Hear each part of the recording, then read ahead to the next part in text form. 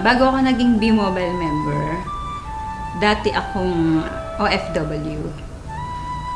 Caregiver ako sa Israel ng almost 8 years. Pero bago pa ako napunta ng Israel, pumunta rin ako sa ibang bansa, sa ibang lugar. So nagtrabaho ako sa Korea, nagtrabaho ako sa Saudi. So ang trabaho ko doon, syempre mag-alaga ng matanda. Sana nanay ko yung inaalagaan ko, kasama ko, pero ibang lahi o ibang tao. Nung mga panahon na meron akong inalagaan na matanda na nagkakalat siya ng dumi, naiihi siya sa panty niya, minsan pag pinapakain mo siya, pahirapan, yung mumurahin ka pa niya, dahil akala niya pinipilit mo talaga siyang kumain. Pero syempre, bilang caregiver, kailangang ibigay mo sa kanya yon. So pagka minumura ko, ganun, naiiyak na lang ako kasi hindi mo naman siya pwedeng patulan. Caregiver ka nga eh. So, naiisip ko yung parents ko. Kasi dapat ako yung kasama nila sa bahay, pero matagal akong wala. Lagi akong nasa abroad. Nung mga time na yon, sabi ko sa sarili ko, pag umuwi ako ng Pilipinas, ayoko nang bumalik sa abroad. Kaya naghanap talaga ako ng opportunity na yung magi-stay na ako sa Pilipinas, yung hindi na ako aalis. Ayun, nakita ko nga si B-Mobile. Nung nag-grab ko to, nakita ko yung opportunity. Ang laki nung pinagbago sa buhay ko. Pinangako ko kasi sa sarili ko nga na ayoko na mag-abroad. Yung gusto ko makasama ko na yung family ko rito. Kasi syempre tumatanda na yung parents ko. Yun yung nag-push din sa akin para gawin ko si B-Mobile.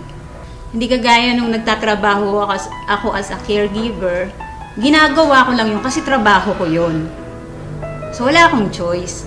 Pero dito, bilang B-Mobile technopreneur, nade-develop din yung pagkatao ko. Yung sabi ko sa sarili ko, ay marunong din pala talaga ako makipag-usap. Yung isang pinagpapasalamat ko na nandito ako ngayon sa B-Mobile, yung nagkaroon ako ng time sa sarili ko, nakakapunta ako sa iba-ibang lugar. Kasi sabi ko noon, pumupunta ako ng abroad, pero ang Pilipinas hindi ko nalilibot.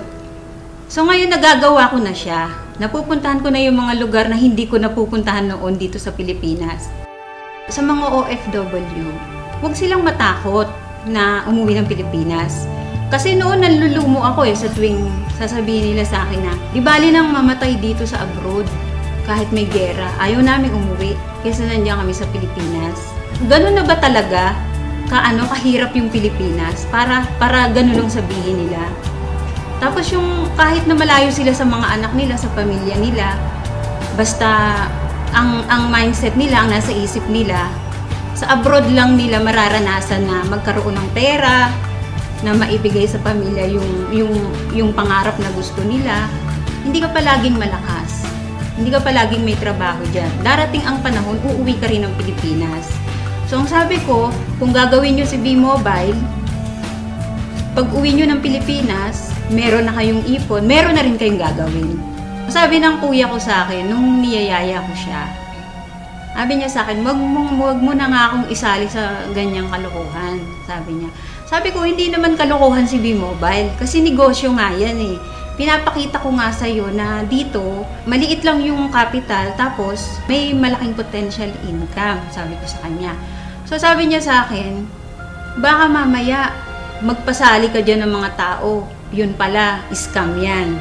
Sabi niya, di madadamay pa kami niyan. Pati ko niyayaya mo, madadamay din ako, sabi niya.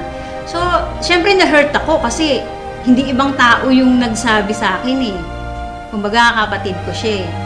Anong time na yon, sabi ko sa kanya, sabi ko sa sarili ko, hindi ako titigil sa B-Mobile. Hindi ako titigil hanggat hindi ka naniniwala sa akin, hanggat hindi ka sumasali sa akin, at hanggat di ko napapatunayan sa'yo na totoo si B-Mobile.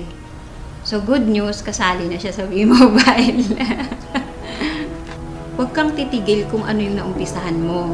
Kasi, gusto mo bang bumalik uli sa abroad? Gusto mo ba uling magtrabaho sa abroad? Bumalik sa dati? Yun yung lagi kong tinatandaan. Kasi nga, di ba sabi ko sa'yo, natatakot ako na bumalik uli sa abroad. Sa Sa mga OFW na kagaya ko, subukan ninyo na mag-invest sa WeMobile. Hindi naman habang panahon na nasa abroad kayo. Darating ang time, hindi nyo na rin kakayanin magtrabaho. Sana lang, huwag pagiging OFW ang ipamana ninyo sa anak ninyo. Ang ipamana nyo sa kanila yung makapag-aral sila at pagkatapos nun, magnegosyo sila. So ito na yung chance ninyo. I-grab nyo na to kasi bihira yung opportunity na ganito. Na hindi lahat ng company na nasasalihan ninyo kagaya ng WeMobile.